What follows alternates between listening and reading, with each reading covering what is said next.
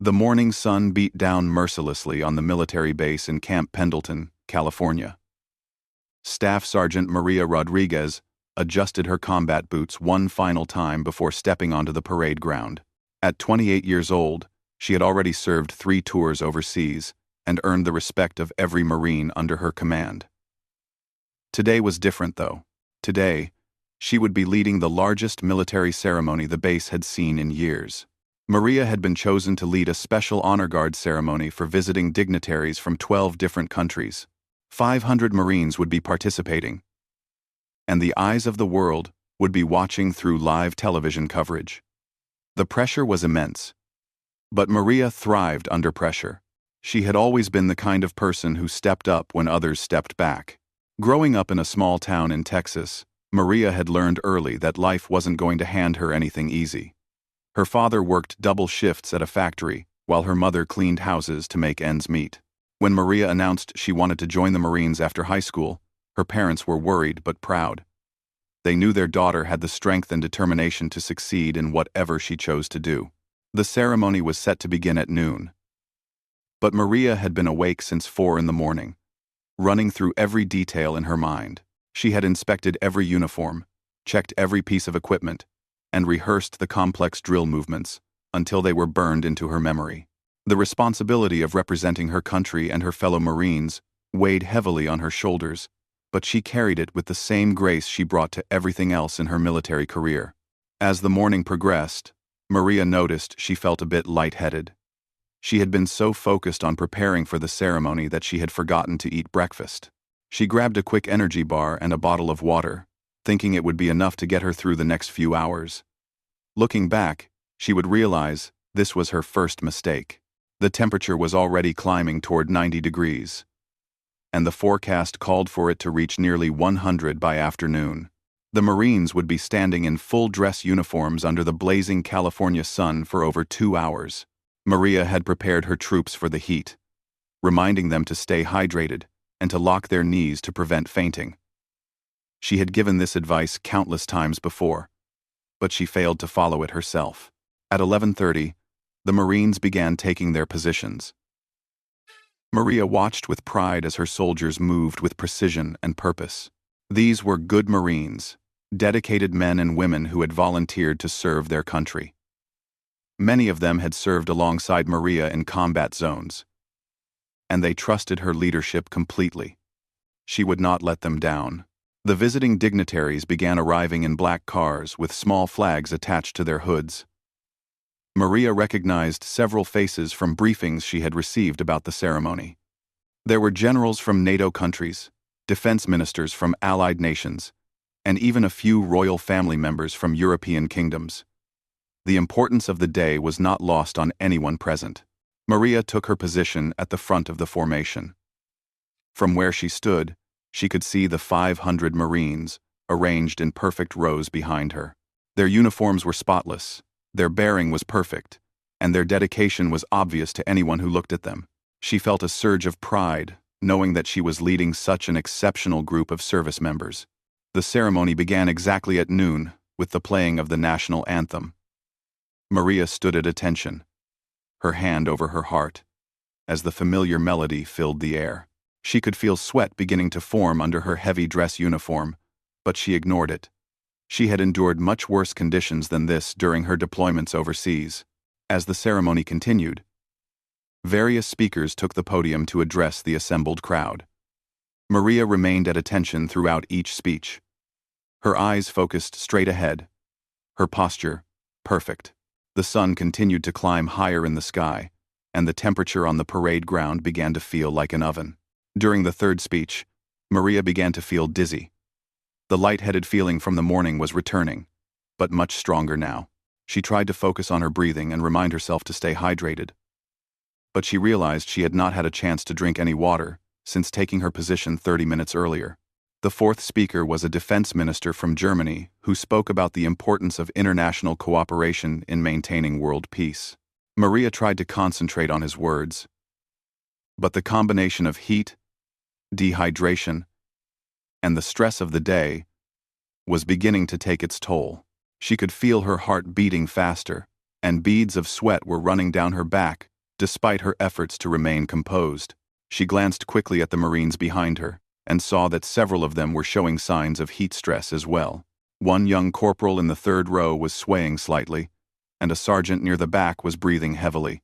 Maria knew she needed to set an example for her troops, but she was fighting her own battle against the overwhelming heat and fatigue. The German minister's speech seemed to go on forever. Maria's vision began to blur around the edges, and she felt a strange ringing in her ears. She tried to shift her weight slightly to improve her circulation, but the movement made her dizziness worse. She gripped her ceremonial sword tighter, using it as an anchor to keep herself upright. As the minister concluded his remarks and stepped away from the podium, Maria felt a wave of relief wash over her. The ceremony was more than halfway complete, and she had managed to maintain her composure despite the challenging conditions. She allowed herself a moment of satisfaction, knowing that her Marines were performing flawlessly under difficult circumstances. But as the next speaker approached the microphone, Maria realized that her relief had been premature. The dizziness was getting worse, not better, and she was beginning to feel nauseated. The parade ground seemed to be tilting slightly, and the faces in the crowd were becoming blurry and indistinct. The fifth speaker began his address about military cooperation in the Asia-Pacific region. Maria tried to focus on staying upright, but the world around her was beginning to spin slowly. The sounds of the ceremony became distant and muffled, as if she was hearing them through water. Her breathing became shallow and rapid, and she could feel her uniform sticking to her skin with perspiration. Maria had experienced combat stress before. She had been under enemy fire, had led rescue missions in hostile territory, and had made life-or-death decisions in the heat of battle. But this was different. This was her own body betraying her at the moment when she needed to be strongest. She could not show weakness in front of 500 Marines and dozens of international dignitaries. The speaker's voice seemed to echo strangely as he talked about joint training exercises and shared defense strategies. Maria's legs began to feel unsteady beneath her. She tried to remember the advice she had given her own Marines about locking their knees and maintaining proper breathing, but her body was no longer responding to her commands the way it should. She could see television cameras positioned around the parade ground, broadcasting this ceremony to millions of viewers around the world. The thought of collapsing in front of such an audience filled her with determination to keep fighting. She had worked too hard and come too far to let heat exhaustion defeat her now. But as the minutes passed, Maria's condition continued to deteriorate. Her vision was becoming increasingly blurry, and she was having trouble distinguishing individual faces in the crowd. The ceremonial sword in her hand felt incredibly heavy, and her arm was beginning to tremble with the effort of holding it steady. Behind her, she could hear one of her Marines shift position slightly. She wanted to turn and check on her troops, but she knew that any unnecessary movement might cause her to lose her balance completely. She had to trust that her sergeants were monitoring the formation and would handle any problems that arose. The heat radiating from the concrete parade ground was like standing on a giant griddle. Maria could feel it through the soles of her boots, adding to the overall temperature that was making her uniform feel like a furnace. She tried to take a deep breath, but the hot air seemed to burn her lungs and made her feel even more lightheaded. As the speaker continued his remarks, Maria began to realize that she was fighting a losing battle. The dizziness was getting worse with each passing moment, and she was beginning to see dark spots at the edges of her vision. Her heart was racing, and she could feel a cold sweat breaking out on her forehead despite the blazing heat. She thought about her parents watching the ceremony on television back home in Texas. They would be so proud to see their daughter leading such an important event. She could not let them down. She could not let her Marines down. She could not let her country down. The speaker finally concluded his remarks and returned to his seat. Maria felt another brief moment of hope that she might be able to hold on until the end of the ceremony. There were only 2 more speakers remaining, and then the closing ceremonies would begin. She just needed to stay upright for perhaps 20 more minutes. But as the 6th speaker approached the podium, Maria knew she was in serious trouble. The dark spots in her vision were growing larger, and the ringing in her ears was becoming louder. Her legs felt like they were made of rubber, and she was having difficulty keeping her balance. The new speaker was a general from the British Army who began discussing the importance of NATO alliances.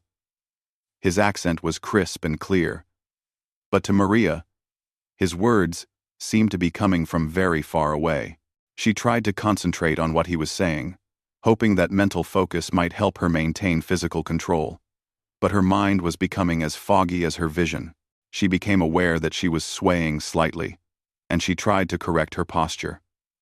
But the movement made her dizziness much worse, and for a moment, she thought she might fall right then and there.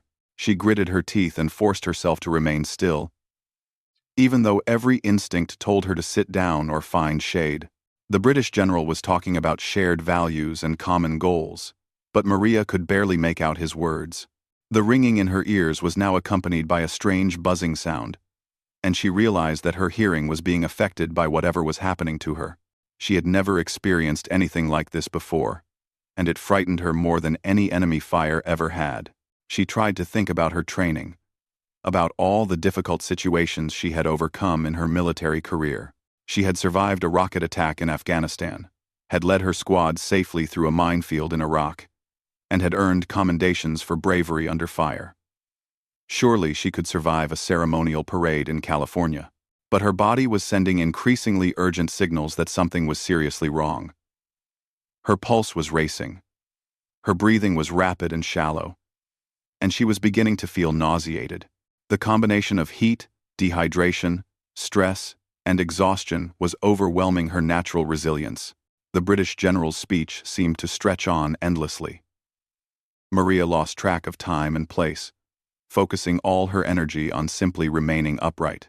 She was dimly aware of the Marines behind her and the dignitaries in front of her, but they all seemed like figures in a dream. She tried one last time to steady herself, drawing on every reserve of strength and determination she possessed.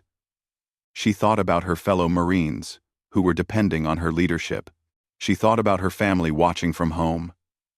She thought about the honor and tradition of the corps that she represented.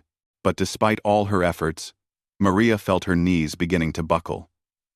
The parade ground seemed to tilt at an impossible angle, and the sounds of the ceremony faded to a distant murmur. She tried to call out to her sergeants to let them know what was happening, but no words came out. The last thing Maria remembered was seeing the concerned face of a young corporal in her peripheral vision as the world went black around her. She felt herself falling, but it seemed to happen in slow motion, as if she was floating rather than collapsing. Staff Sergeant Maria Rodriguez, decorated combat veteran and respected leader of Marines, had finally succumbed to the overwhelming combination of heat, stress, and exhaustion. As she hit the parade ground, the carefully orchestrated ceremony came to an immediate halt, and hundreds of Marines turned their attention to their fallen leader. The moment Maria hit the ground, everything changed. The British general stopped speaking mid-sentence, and a hush fell over the entire parade ground. For a split second, nobody moved, as if the 500 Marines and dozens of dignitaries couldn't quite process what had just happened. Then training kicked in. Corpsman 3rd Class Johnson, who had been positioned at the edge of the formation, broke ranks and sprinted toward Maria. Behind him, several Marines moved to create a protective circle around their fallen leader. The ceremony organizers quickly signaled to the television crews to cut their live feeds, but not before millions of viewers around the world had witnessed the collapse. Johnson reached Maria within seconds and immediately began checking her vital signs.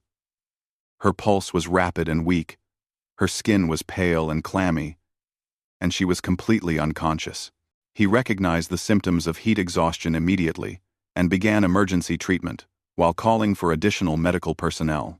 Gunnery Sergeant Williams, Maria's second-in-command, took control of the situation with calm efficiency. He quietly gave orders to maintain formation while medical personnel attended to their staff sergeant. The Marines remained at attention, but every eye was focused on the small group of people surrounding Maria. The visiting dignitaries watched in concerned silence as the medical team worked. Several of them had served in their own military forces and understood the dedication required to push oneself to the point of collapse in the line of duty. They had witnessed courage in many forms, But there was something particularly moving about watching a soldier sacrifice their own well-being for the success of their mission. Within minutes, a military ambulance arrived at the edge of the parade ground. The medical team carefully lifted Maria onto a stretcher and began transporting her to the base hospital. As they moved across the parade ground, something remarkable happened. Without any command or signal, the Marines began to salute. It started with the soldiers closest to Maria's stretcher. One by one, they raised their hands in a crisp military salute as she passed.